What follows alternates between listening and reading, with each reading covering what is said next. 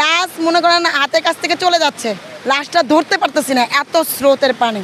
Boat চায় 15,000 টাকা করে, বোট চায় 30,000 টাকা করে।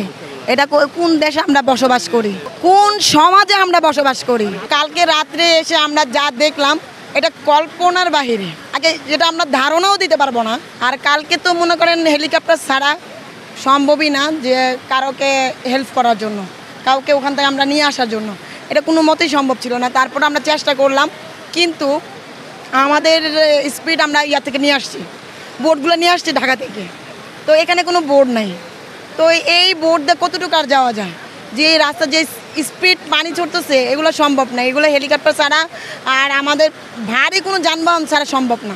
আইডিয়া করে বলতে পারবো না, তবে 400-500 তো হবে এই জায়গায়। শুধু ফেনীতেই আমরা যা দেখলাম, কালকে তো আমরা 7-8টাই লাশই দেখলাম।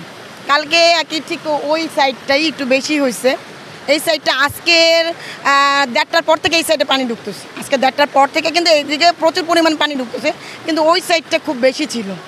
আর কালকে আপনার 3টার পরে পানি ছিল না, খুব কম ছিল, মনে করলাম যে হয়তো চলে যাবে, কিন্তু 1:30টার দিকে আবার প্রচুর পানি চলে আসছে। এই সমস্যার সমাধান তো আমি ছোটোখাটো মানুষ, আমি তো নিজে কিছু বলতে পারবো না। বর্তমান আমাদের উপদেষ্টারা আছে, যারা আমাদের এখন যারা স্টুডেন্টরা আছে তাদের বিষয়ে একটু কথা বলতে চাই। আপনারা ঢাকায় বসে আন্দোলন করেন না, আন্দোলনটা দুইটা দিন পরে করতে পারবেন, ঠিক আছে?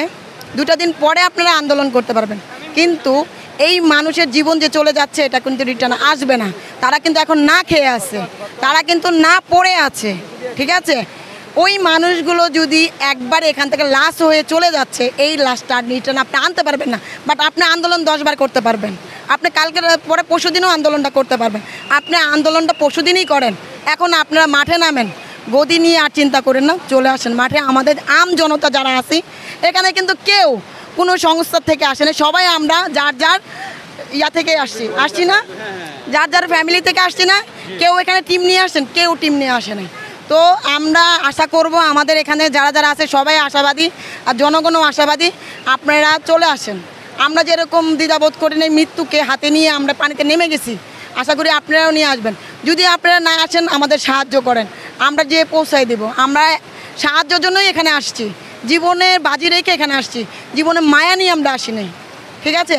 তো আমি আপনাদেরকে এতটুকুই বলবো, আমাদেরকে সাহায্য করেন, আমাদের পানি দেন, খাবার দেন, আর কিছুই চাই না। অ্যাকচুয়ালি আমি তো ঢাকার মেয়ে, আমরা কখনো বন্যাই দেখিনি। এখন এখানকার মানুষে অনেকক্ষণ জিজ্ঞেস করলাম, অনেক মানুষদেরকে জিজ্ঞেস করলাম যে আপনারা এরকম বন্যা দেখেছেন কিনা, তারা বলতে তাদের জীবনও দেখে না, 50 বছরের মধ্যে তারা দেখে না।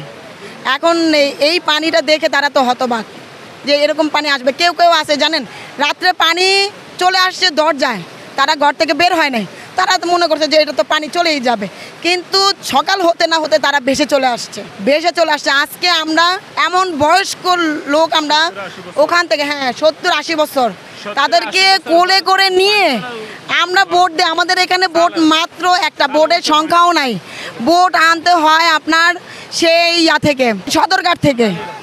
সদরঘাটে কোনো বোট আসতেছে না, ডাবল টাকা দিয়ে নিয়ে আসতে হচ্ছে। যেখানে আপনার 5,000 টাকা, সেখানে আমাদের কাছ থেকে নিচ্ছে 15,000 টাকা। কিন্তু মানুষের বিবেক আজকে এই দুর্যোগ সময়, এই মানুষের মৃত্যুর সময় চলে আসছে, কেউ হাত পাতে না। এখানে এসে দেখলাম বোট, আপনি জানেন বোট চায় 15,000 টাকা করে, বোট চায় 30,000 টাকা করে। এটা কোন দেশে আমরা বসবাস করি, কোন সমাজে আমরা বসবাস করি?